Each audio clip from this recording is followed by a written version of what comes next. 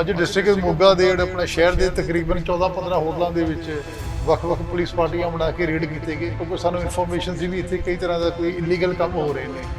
ਸੋ ਉਸ ਅਕੋਰਡਲੀ ਸਾਨੂੰ ਕਰੀਬ ਅਸੀਂ ਕੋਈ 14 ਕਪਲ ਰਾਉਂਡ ਅਪ ਕੀਤੇ ਨੇ ਜਿਨ੍ਹਾਂ ਤੋਂ ਅੱਗੇ ਹਜੇ ਵੈਰੀਫਿਕੇਸ਼ਨ ਚੱਲ ਰਹੀ ਹੈ।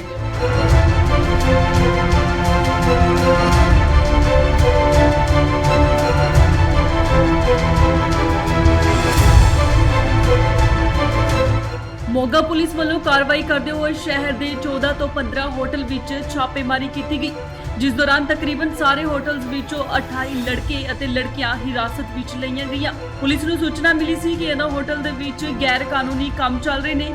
ਇਹਨਾਂ ਸਾਰਿਆਂ ਖਿਲਾਫ ਵੱਖ-ਵੱਖ ਥਾਣਿਆਂ ਵਿੱਚ ਮਾਮਲੇ ਦਰਜ ਕੀਤੇ ਗਏ ਨੇ ਅਤੇ ਪੁੱਛਤਾਛ ਕੀਤੀ ਜਾ ਰਹੀ ਹੈ।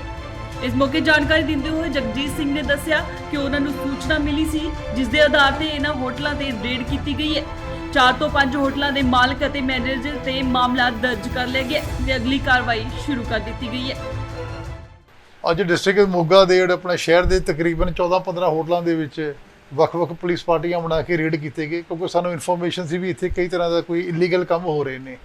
ਸੋ ਉਸ ਅਕੋਰਡਲੀ ਸਾਨੂੰ ਕਰੀਬ ਅਸੀਂ ਕੋਈ 14 ਕਪਲ ਰਾਉਂਡ ਅਪ ਕੀਤੇ ਨੇ ਜਿਨ੍ਹਾਂ ਤੋਂ ਅੱਗੇ ਹਜੇ ਵੈਰੀਫਿਕੇਸ਼ਨ ਚੱਲ ਰਹੀ ਹੈ ਤੇ ਪਲੱਸ ਇਹਦੇ ਇਸੇ ਕਰਕੇ ਅਸੀਂ 2 FIR ਸਿਟੀ ਸਾਊਥ ਦਰਜ ਹੋਈਆਂ ਨੇ, 1 ਸਿਟੀ 1 ਪੁਲਿਸ ਸਟੇਸ਼ਨ ਦਰਜ ਹੋਈ ਹੈ ਤੇ 2 FIR ਥਾਣੇ ਮਹਿਣੇ ਦਰਜ ਹੋਈਆਂ ਨੇ। ਟੋਟਲ 14 ਕਪਲ ਸਰ ਮੀਨਸ 28 ਜਾਣੇ ਆ। ਹਾਂਜੀ ਰਾਉਂਡ ਅਬਾਊਟ 28 ਹੈ। ਬਾਕੀ ਉਹਨਾਂ ਦੀ ਵੈਰੀਫਿਕੇਸ਼ਨ ਚੱਲ ਰਹੀ ਹੈ। ਕੋਈ ਵਿੱਚੇ ਦਿੱਕਤ ਦਾ ਕੋਈ ਬਾਹਰਲਾ ਵੀ ਬੰਦਾ ਸੀਗਾ ਉਹ ਸਾਰਾ ਚੈੱਕ ਕਰ ਰਹੇ ਹਾਂ ਜੀ। कौन-कौन से होटल है सर जिनके ऊपर FIR लगी है? ਇੱਕ ਹੋਟਲ ਨੂਰ ਮਹਿਲ ਆ, ਦੈਨ ਇੱਕ ਰੂਪ ਮਿਲਨ, ਇੱਕ ਹੋਟਲ ਕਮਲ ਆ ਤੇ ਇੱਕ ਜਿਹੜੇ ਮਹਿਣੇ ਦੇ ਨੇ ਉਹ ਹੋਟਲ ਲੈਂਡਮਾਰਕ ਤੇ ਹੋਟਲ ਤਾਜ ਗ੍ਰੈਂਡ।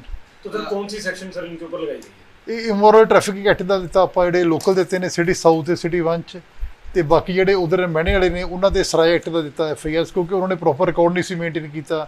IDs ਵਗੈਰਾ ਰੱਖ ਲਈਆਂ ਸੀ ਉਹਨਾਂ ਨੇ ਲੈ ਕੇ ਬਟ ਉਹ ਰਜਿਸਟਰ ਐਂਡ ਮੇਨਟੇਨ ਨਹੀਂ ਕਰ ਰਹੇ। ਜਿਹੜੇ ਹੋਟਲ ਮਾਲਕ ਸਰ ਉਹਨਾਂ ਦੇ ਵੀ ਪਰਚਾ ਰਜਿਸਟਰਡ ਹਾਂਜੀ ਓਨਰਸ ਐਂਡ ਮੈਨੇਜਰਸ ਆਲਸੋ।